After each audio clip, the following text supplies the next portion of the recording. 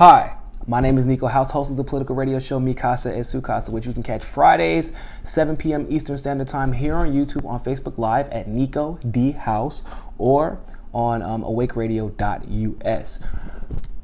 So, Donald Trump apparently, as it would seem, is buying into the Russia hacked the election argument that is being presented by the left establishment, now being agreed upon by some of the right-wing establishment, and of course being constantly regurgitated by CNN, NBC, etc., etc.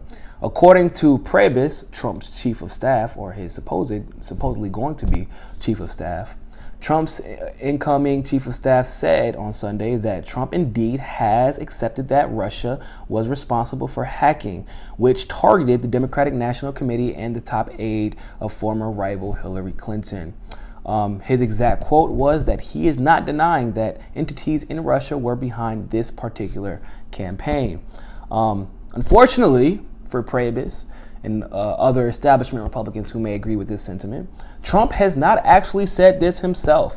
So I would take this with a grain of salt. If you all remember, during the election, many of Trump's political associates, during the election a little bit after, many of Trump's establishment political associates have said things that Trump did not necessarily agree with, nor did Trump utter during his speeches, during his interviews, or otherwise. Mike Pence constantly went behind Trump and tried to correct things that Trump said.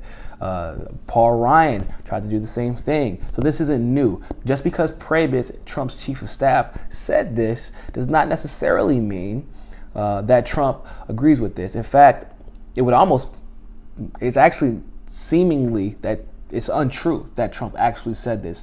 We can't prove that, but given some of Trump's recent comments regarding the Russia situation, we can assume that Trump is not really in line with what Priebus says. In an interview with the Associated Press, Trump said that he learned a lot during the intelligence briefings, but actually declined to say that he accepted the fact that Russia actually interfered with the U.S. elections. Now, many people would say, well, why would Priebus say one thing and Trump would say another? It needs to be understood that Priebus is a member of the Republican establishment. Priebus is Republican to the core. And although he is not short-sighted, and although he does not want to call these hacks what they are, which essentially is Julien Assange and Wikileaks got these emails handed to them as confirmed by Julien Assange himself and by Julien Assange associates.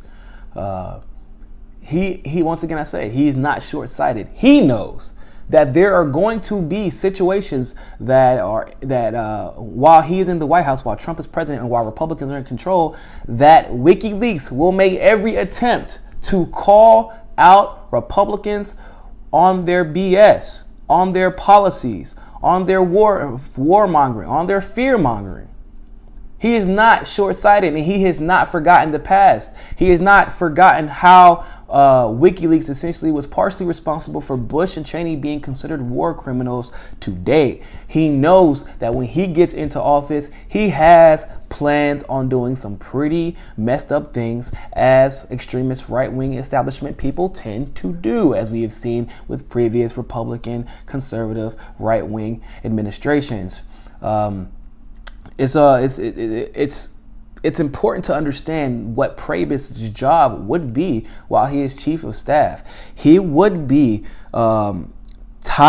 in charge of hiring most of Trump's West Wing White House staff. Now, for those of you who don't understand what that entails, in the West Wing, you have the Situation Room, you have the cabinet, you have the Oval Office staff, etc., etc. So the most important pieces of a Trump administration would essentially be hired by Priebus. The decision makers would be hired by Priebus, former chair of the Republican National Committee, current chief of staff, absolute Republican establishment member.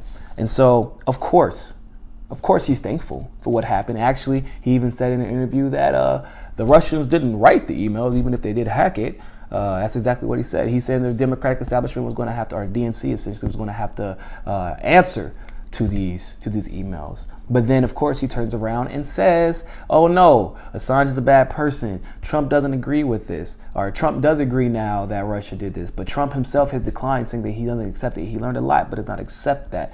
We can say it's for hubris. We can say it's for whatever. But I think that he doesn't accept it. Trump, for whatever reason, seems to be at least a straight shooter for the most part when it comes to how he feels about things. Ask anybody he's attacked out openly on Twitter. So he hasn't tweeted about this. So obviously he doesn't feel that way. Priebus, an establishment Republican, is not really a reliable source for how Trump feels. Because like I said before, Trump's Republican establishment associates have always kind of spoken the opposite of what Trump's saying. He doesn't really feel that way. Yes, he does actually feel that way. I think the fact that he's said this time and time again, but yet has not come out once against this, kind of is indicative of how Trump actually feels about the situation.